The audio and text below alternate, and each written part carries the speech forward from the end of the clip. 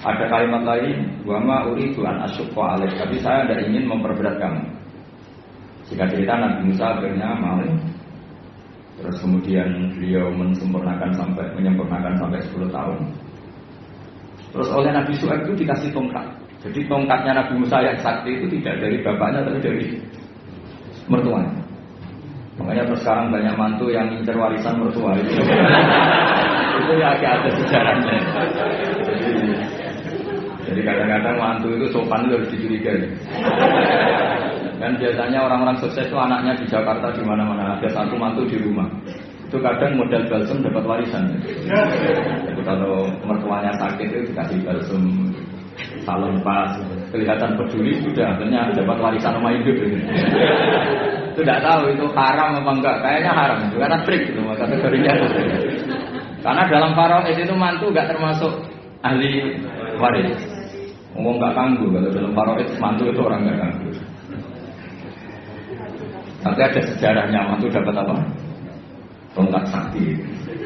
Tapi intinya yang jasa besar Sayyiduddin bin Abi Salam adalah satu tarikh, satu manaqib. Itu menjadi hukum fikih.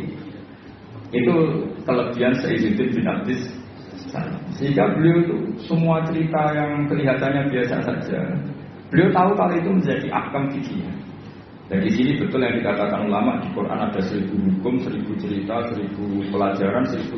Itu sebagian besar itu bukan langsung bahasa hukum kayak di kanon-kanon ilmiah itu enggak ya, memang bahasanya cerita biasa. Tapi di situ akan menjadi satu pelajaran betapa pentingnya seseorang peduli sama perempuan. Buktinya Nabi Musa tadi langsung peduli sama perempuan. Betapa pentingnya satu peradaban. Kalau lelaki jalan sama perempuan, sebaiknya perempuan yang di belakang, lelakinya yang di depan. Padahal di kondisi yang seharusnya perempuan di depan, karena ini yang tahu jalan. Terus betapa pentingnya mukafa'ah, kalau ada kebaikan harus dibalas dengan kebaikan, tidak gratisan. Terus betapa pentingnya tradisi besar. Kata Nabi Musa, kita ini dari keluarga yang punya tradisi. Kalau berbuat baik itu tidak minta imbalan, juga ada yang dapat imbalan. Nabi Syuaib membalas kita juga dari keluarga besar yang tidak ingin ada orang berbuat baik kemudian tidak dibalas. Itu kan luar biasa. Itu kalau di tradisi saya, keluarga kiai itu ya memang harus seperti itu. Kalau ngajar ya ngajar. Saya itu tidak pernah kepikiran di UI, di Wongpi atau di masyarakat. Ya kalau ngajar ya ngajar saja. Jika dalam tradisi ilmu tasawuf itu kalau sholat ya sholat saja. Kriminal besar kalau dalam ilmu tasawuf orang sholat ingin masuk surga itu kriminal besar itu kalau dalam ilmu tasawuf. Makanya masyhur itu kan Nabi Isa disuruh sama Allah, kamu sana ke gunung sana. Pertama ketemu masyarakat yang sholat terus ibadah terus sampai kurus semua. Ditanya, kenapa kamu ibadah sampai kurus seperti ini? Karena kita ingin masuk surga. Kata Nabi Isa, ibadah itu tijar. Ini ibadahnya pedagang. Kalau makan sesuatu harus dapat laba. Komentari ibadah itu tijar. Terus jalan lagi ketemu orang yang sama yang kurus yang ibadah terus. Ditanya, kenapa kamu ibadah terus? Kita takut neraka. Kata Nabi Isa, ibadatul ubat. Ini ibadahnya para budak. Jadi melakukan pekerjaan karena ketakutan. Jamu majikan, jamu rektor, jamu pimpinan itu namanya ubat, itu budak. Takut ditegur dosen, ditegur atasan. Terus kelompok ketiga itu orangnya happy. Cara Jawa itu badannya klemis. Klemis itu nyaman. Air mukanya ya nyaman, fisiknya ya nyaman. Terus ibadah ya nyaman. Ditanya, kenapa kamu nyembah sama Allah? Karena rindu, karena senang. Nabi Isa ikut gabung ini. Ibadatul muhibbin, ibadahnya orang yang mencintai Allah. Karena sebetulnya Allah itu yang tersinggung. Masyhur itu dalam riwayat hadis qudsi Allah ngendikan gini. Ada orang soleh ibadah terus. Kenapa kamu nyembah saya? Ya karena saya ingin masuk surgamu ya Allah. Yang satu ditanya, kenapa kamu nyembah saya? Saya takut nerakamu ya Allah. Kata Allah, laulam aku jannatan walana ron alam akun ahlan antuto aku masyhur. Sama harus hafal hadis itu supaya nanti ikhlas. Jadi hafalin aja gampang hafalannya. Laulam akhluk, andaikan saya tidak menciptakan, akhluk itu mutakalim, jannatan saya tidak menciptakan surga walana ron dan tidak menciptakan neraka. Alam akun ahlan antuto apa terus aku iku ora pantes mbok sembah. Nggih tetep pantes Gusti. Nah itu makanya saya itu kalau ngaji di mana-mana tuh bikin analogi. Saya ini kan orang yang sering bikin analogi tentang ilmu-ilmu hakikat. Misalnya gini, sampai tak tanya, ini mic ini warnanya apa? Sampai jawab apa? Hitam kan? Minta bayaran apa enggak? Enggak kan? 1 tambah 1 itu berapa? 2. Kita biasa ikhlas mengatakan 1 tambah 1 2. Tidak bilang gini, kalau dikasih 1 juta tak jawab 2, kalau enggak tak jawab 4. Enggak begitu kan? Artinya kita sering ikhlas mengatakan 1 ditambah 1 2. Itu ikhlas sekali. Enggak ada yang bayar ya jawab 2. Tapi kenapa saat Anda mengatakan Allah Tuhan juga itu hakikat, nunggu digajar surga? Itu kan kacau sekali di dalam ini. Kita sering ikhlas mengatakan kebenaran. Misalnya 1 tambah 1 2. Ini meja warnanya hitam. Ikhlas gak teman?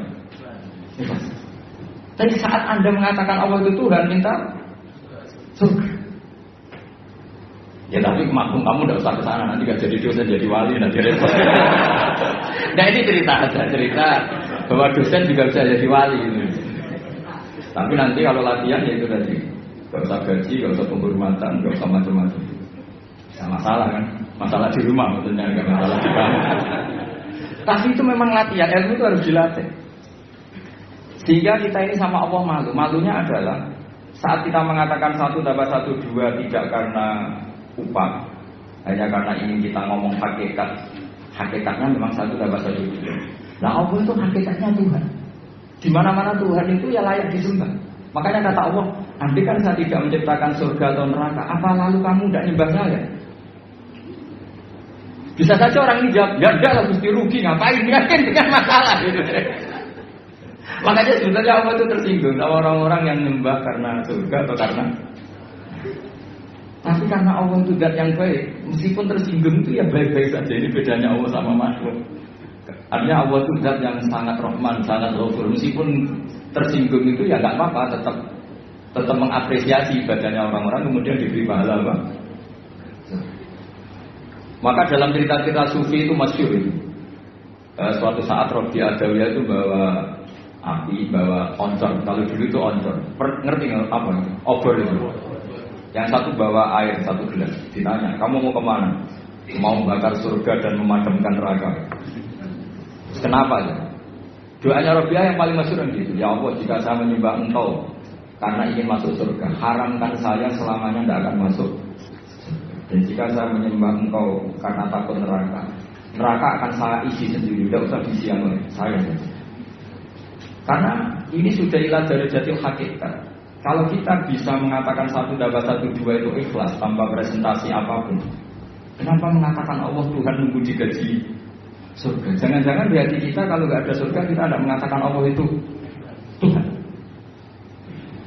Jangan-jangan kalau kita tidak jadi dosen UI tidak peduli sama perjalanannya Islam di Indonesia. Jangan-jangan kalau saya nggak dikiaikan di UI saya tidak peduli sama perjalanan Islam di Indonesia. Itu kan lama-lama gitu. Saya senyum karena profesi saya pramugari. Di rumah kan tidak pramugari lagi, maka nggak perlu senyum. Kasihan suaminya tuh. Maka bahaya sekali kalau seperti itu. Dosen di kampus pengajar, di rumah tidak pengajar tapi penghajar. Itu nggak boleh seperti itu. Kalau dosen di kampus harus dosen di rumah. Kalau senyum di pesawat harus senyum di rumah, karena senyum itu kebaikan. Kalau di pesawat baik ya di rumah baik. Ngajar itu kebaikan. Kalau di kampus baik ya di rumah. Allah itu Tuhan, di mana-mana Tuhan, kapanpun sebagai Tuhan. Di sini ini pentingnya ilmu. Makanya di Quran, ini kembali lagi ke ulumul Quran. Kalimat fattakun naro itu dengan fattakuni itu banyak fattakuni sebetulnya. Karena kalau fattakuni itu ilmu hakikat. Jadi fattaku mongko wedya sira kabeh ning ingsun, kamu takutkan saya, takutlah kepada saya. Ya ulil albab, kalau kamu punya akal. Jadi orang yang punya akal takutnya sama Allah, bukan takut sama. Nah, makanya dalam cerita itu pernah Sayyidina Ali itu di satu masjid, mubaleknya atau penceramahnya itu cerita neraka. Serunya bukan main. Neraka itu gini. Memang neraka itu seru betul. Benda dimasukkan neraka itu jatuh sampai Qa'ri Jahannam paling bawah itu nunggu 70 tahun. Bisa dibayangkan kalau kita masuk ke sana itu naiknya kayak apa misalnya. Benda yang dimasukkan ke neraka dijatuhkan itu sampai bawah itu nunggu berapa? Bisa kamu bayangkan kedalamannya. Nah, menghabiskan meteran berat, benda dijatuhkan ke neraka itu sampai